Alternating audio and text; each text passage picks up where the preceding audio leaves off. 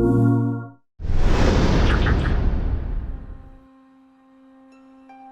the age of ancients, the world was unformed, shrouded by fog. A land of grey crags, arch trees, and everlasting dragons.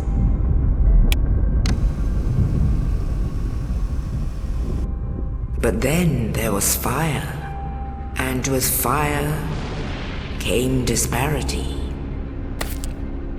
Heat and cold, life and death, and of course, a hot cuppa, a warm blanket, and our favourite video games. Hey, wait, just one flippin' massacring minute here, you're probably thinking. Dark Souls? You're picking Dark Souls as a comfort game?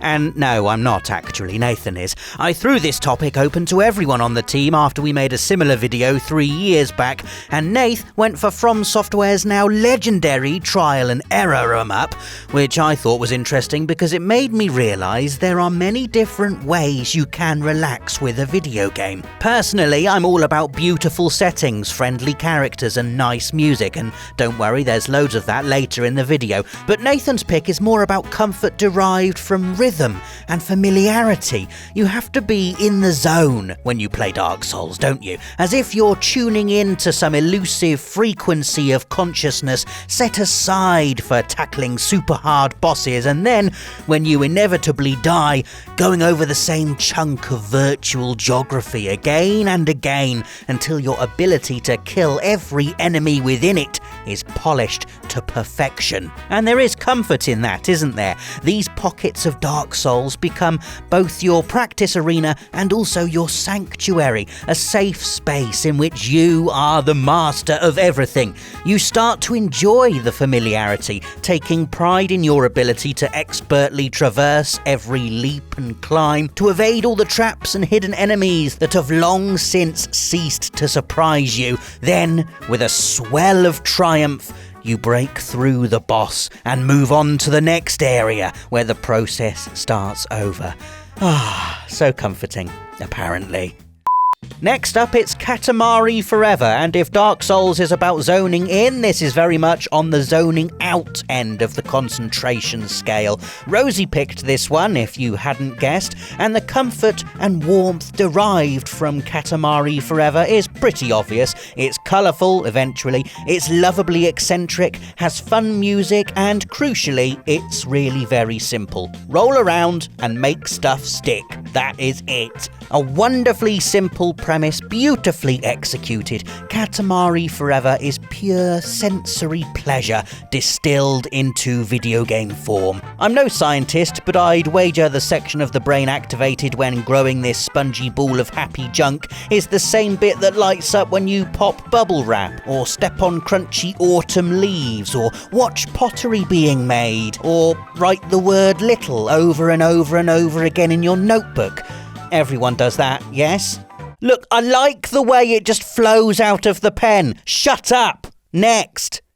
Okay, we're driving now in Gran Turismo Sport, which is Dave's choice for this video, and while I personally suck hard at any and all driving games, I can definitely see the appeal of getting behind the wheel, maybe whacking your favourite music on Spotify, and gliding across that gorgeous tarmac, honing your skills, shaving milliseconds off your best times, inching towards perfection. It helps, of course, that this game looks ridiculously beautiful, each car a gleaming work of art that leaps out of the screen like something that's been physically engineered. I mean, some people go to car shows just to admire the seemingly Darwinist perfection of these machines, right? Their mechanical forms evolving over decades from what were essentially velvety motorised horse carriages in the late 19th century to the streamlined bullets on wheels we see today. Perusing GT Sport's roster of vehicles is a similar pleasure. You feel like a cultured purveyor surveyor of the arts looking at this lot.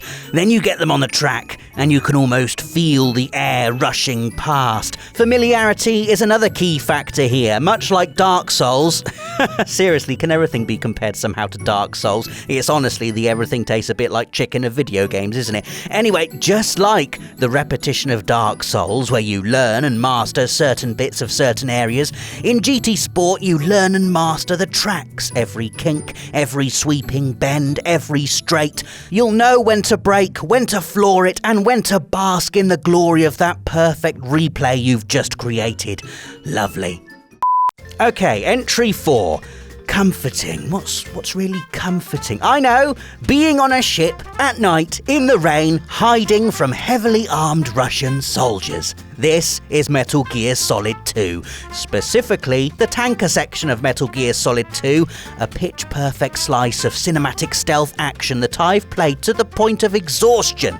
I sort of view this bit of MGS2 like a movie. I've got a set way of playing it, and nothing else will do. I like to be slow, no running around. Snake would not run. I hug the walls and peek around corners at corridors I know are empty, but this is a film and I am its director. Snake doesn't know there's no one down there. He has to look. I like to nearly get seen, but not quite. I like to leave no trace of my presence. These guards have to go overboard once I've throttled them. For me, playing the tanker section of Metal Gear Solid 2 is like performing a dance live on stage, which is kind of stressful in a way, but, and I'm well aware this probably sounds weird, I sort of draw comfort from the fact that I know all the moves and how to perform them. I've rehearsed this, and there's immense personal satisfaction for me in pulling it off just the way I like. And when I get to that last bit of gameplay, when Snake slides the disc full of Metal Gear Ray photos and uploads them to Otacon, and I know I've done it all perfectly, I love it. Then I just get to sit back and watch my favourite ever sequence of Metal Gear cutscenes unfold. The drama of Ocelot's reveal, the pantomime thrill of his betrayal of literally everyone else in the room, his supreme confidence, this guy's terrified face, the Leone-style slow-build tension and quick-fire release of Ocelot gunning down a handful of men, aping the spaghetti westerns he loves so much. Ocelot in this cutscene is basically me for the last 90 minutes of gameplay. He knows what's going to happen. He knows he's not going to be touched. He drags the whole thing out like the exuberant narcissist he is. Perfect. It's just perfect. Probably my favourite 90 minutes of video game of all time. I will play it again many more times over the course of my life, and I will never get bored. Okay, Final Fantasy IX is next up, a game that's comfortable for all the obvious reasons. It's got a rickety medieval fantasy world, it's got lovable characters and beautiful music, it's got the kind of story we all pretend we've grown out of, but that secretly makes us cry big ugly tears when we're sure no one's watching. This is a game I can always come back to, the same way I can watch The Lord of the Rings every Christmas and derive simple pleasure in the knowledge that I know every scene that's coming, every line of dialogue, and also that I'll still love them every bit as much on this 58th watch as I did on the first. A friend once said to me they often check their watch while watching The Lord of the Rings, not to see how much time has passed, but to see how much more of this wonderful thing there is left to enjoy. That is how I play Final Fantasy IX. I'll get out of the ice cavern and know I've got that amazing bit in Lindblum to come, the epic journey from there all the way to Burmecia, then the quest to another continent. These dramatic beats, I enjoy every bit as much knowing them off by heart as I did when they surprised me on the first playthrough. Final Fantasy IX is a comfort to me because it's the Final Fantasy game, maybe more so than any of the others, that gives you lots of downtime with the characters. You get to enjoy their relationships without the constant threat of boss fights and game overs. This bit in particular I found absolutely wonderful, slipping through the gurgling canals of Treno with Steiner, Dagger and Marcus, the water still and calm, the beautiful pre-rendered background art drifting by, each character alone with their thoughts. What a beautiful warm blanket of a game Final Fantasy IX is. If hanging out with virtual friends is comfort game 101, then our 6th entry is the ultimate expression of that.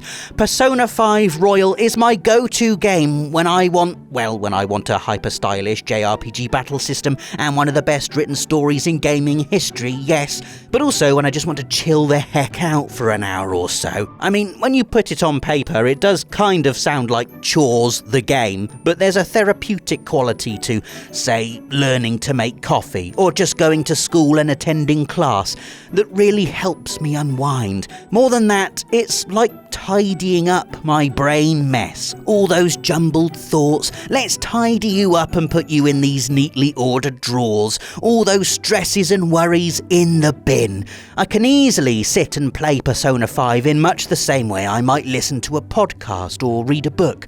I feel like the game is improving me, in much the same way you get various perks and points in-game for completing certain tasks. I've always been someone who loves grinding in JRPGs, but Persona 5 lets me grind life, as opposed to endlessly running dungeon loops and bullying the same few mobs over and over. Persona 5 Royal, which is the game you should be getting if you're new to the series, even has a virtual hangout space called the Thieves' Den, custom made for in-game downtime. It's like you read my mind, Atlas. Our final entry is Red Dead Redemption 2, a game that really can be whatever you want it to be. It can be Quickfire Explodey Cowboy Action 5 Big Bad Boom Edition, if that's your thing. It can be Fashion Show the Game, as you make Arthur Morgan the trendiest cowboy in the West. Or, if you're me, it can be Getting Lost in the Wilderness Camping and Making Coffee Forever, which is what I like to do. This is the ultimate in video game great outdoors. You can smell that fresh pine tree air. Feel how wonderfully cold that water is. There is no greater open world pleasure as far as I'm concerned than slowly walking through Red Dead 2's countryside on horseback, listening to the breeze, the birds and the rhythmic clop of hooves on dirt.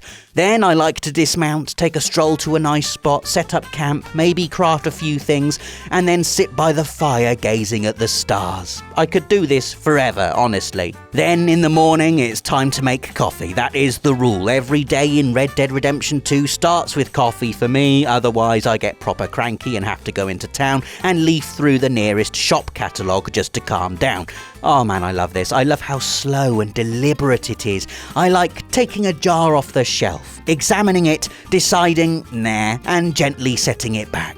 Then it's back on the horse for another few days of solitude in the wilderness.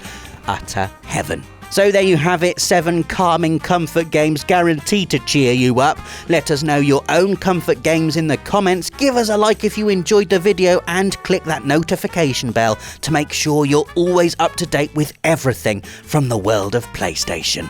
Thanks for watching, and see you next week for another Friday feature. For the players.